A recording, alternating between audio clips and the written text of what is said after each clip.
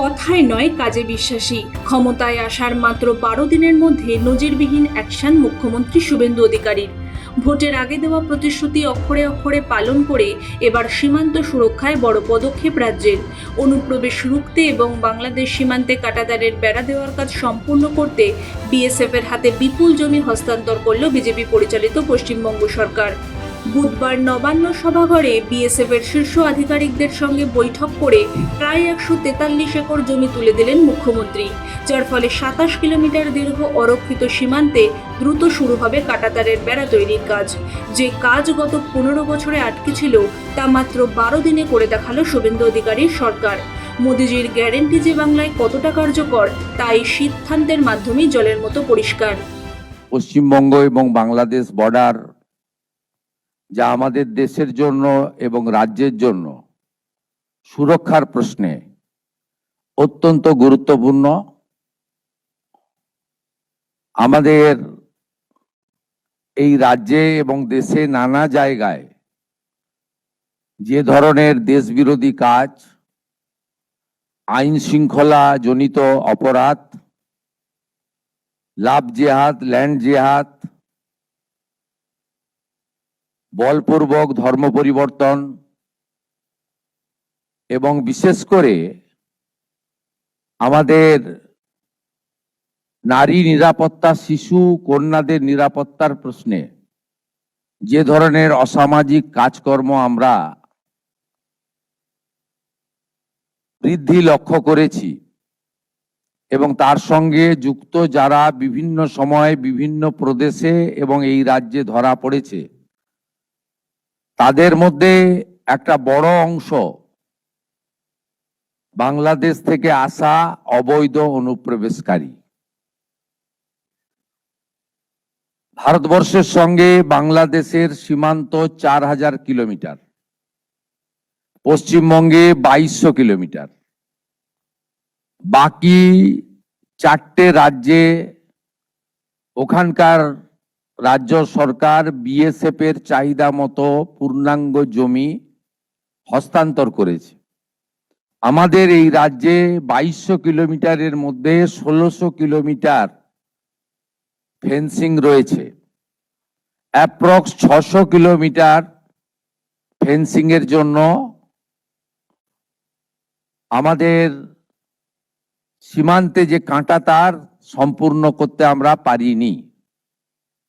এর মধ্যে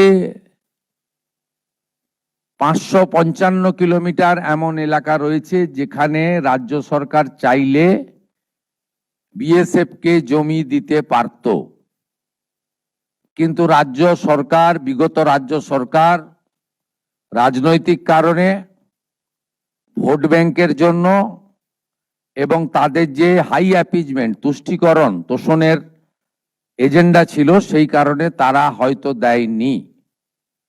মাননীয় স্বরাষ্ট্রমন্ত্রী 2016 রাজনাথ সিংজি পার্সোনাল ডিও লিখেছিলেন, দিদেন চিফ মিনিস্টারকে। পরে আমাদের পূর্বাঞ্চলের যে কোঅর্ডিনেশন মিটিং এই নবান্নতে হয়েছিল, যেখানে কেন্দ্রের বর্তমান স্বরাষ্ট্র এবং সমবায় মন্ত্রী অমিত শাহজি নিজে উপস্থিত থেকে তদানীন্তন মাননীয় মুখ্যমন্ত্রীকে পার্সোনাল অনুরোধ করেছিলেন।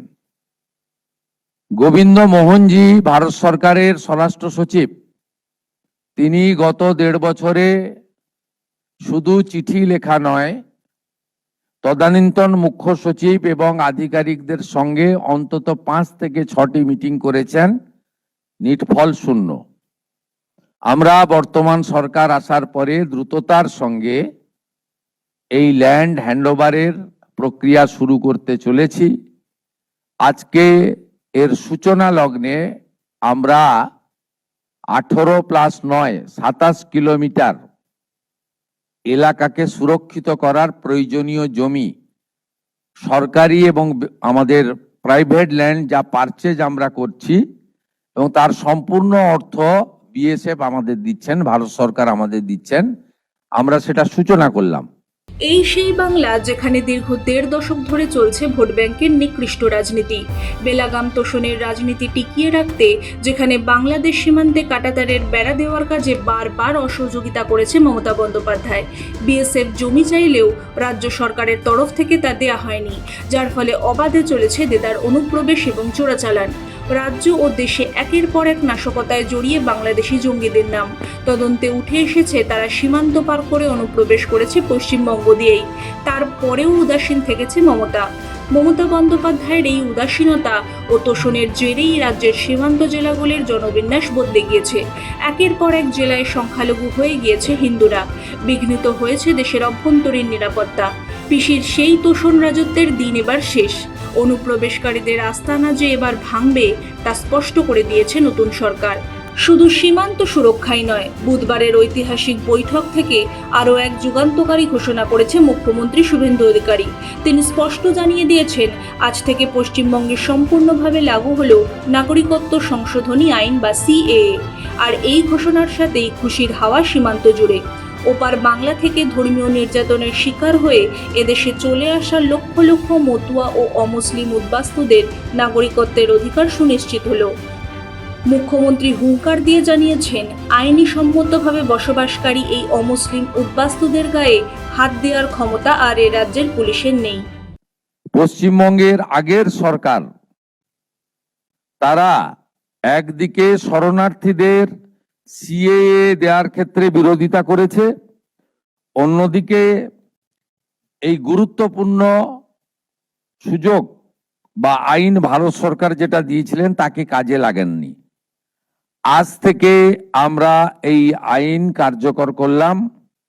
এর ফলে সিএ এর অন্তর্ভুক্ত যারা, অর্থাৎ সিএতে বলা আছে 7টা কমিউনিটি বা ধর্ম পালন করা লোকেরা, তারা সিটিজেনশিপ অ্যামেন্ডমেন্ট অ্যাক্টের আওতায় আসবেন এবং তাদেরকে যারা 31/12/2024 পর্যন্ত এসেছেন তাদেরকে কোনো পুলিশ কোথাও হ্যারাসমেন্ট ডিটেন্ট করতে পারবে না। সিএ এর আওতায় যারা নেই তারা হলেন কমপ্লিটলি অবৈধ অনুপ্রবেশকারী ইনফিল্ট্রেটার্স। তাদেরকে সরাসরি রাজ্য পুলিশ গ্রেপ্তার করবে এবং ডিটেন করবে এবং হ্যান্ডওভার করবে বিএসএফ এর হাতে। এবং বিএসএফ তারা বিডিআর এর সঙ্গে কথা বলে তাদেরকে ডিপোর্ট করার ব্যবস্থা করবে, অর্থাৎ ডিটেক্ট, ডিলিট, এবারে ডিপোর্ট। এই আইন আজ থেকে কার্যকর হলো। মাননীয় ডিজিপিকে এবং হোম সেক্রেটারিকে বলে দেওয়া হলো, পশ্চিমবঙ্গের বর্ডার সন্নিহিত সমস্ত থানাগুলিতে এই আইন দেশের স্বার্থে, পশ্চিমবঙ্গের স্বার্থে আমরা আজ থেকে কার্যকর করলাম। মুখ্যমন্ত্রীর এই ঘোষণার পর স্পষ্ট বার্তা চলে গিয়েছে প্রশাসনের অন্দরে। একদিকে যেমন ওপার বাংলা থেকে আসা অত্যাচারিত হিন্দু, দলিত ও অমুসলিম শরণার্থীরা পাবেন মাথা গোঁজার স্থায়ী আইনি অধিকার, ঠিক তেমনই বেছে বেছে চিহ্নিত করা হবে সীমান্ত পেরিয়ে আসা অবৈধ মুসলিম অনুপ্রবেশকারীদের। আইনি প্রক্রিয়া মেনে তাদের প্রত্যেককে বাংলাদেশে ফেরত পাঠানোর বন্দোবস্ত করবে এই সরকার। তোষণের রাজনীতিকে উপরে ফেলে রাজধর্ম পালন এবং সীমান্ত সুরক্ষিত করতে শুভেন্দু অধিকারীর এই মাস্টার স্ট্রোক নিয়ে আপনার কি মতামত? নতুন সরকারের এই পদক্ষেপ কি বাংলায় নিরাপত্তা ফেরাবে? জানান কমেন্ট করে। ভিডিওটি ভালো লাগলে লাইক ও শেয়ার করে ছড়িয়ে দিন। আর এই ধরনের সমস্ত গুরুত্বপূর্ণ আপডেটের জন্য সাবস্ক্রাইব করুন মাধ্যম।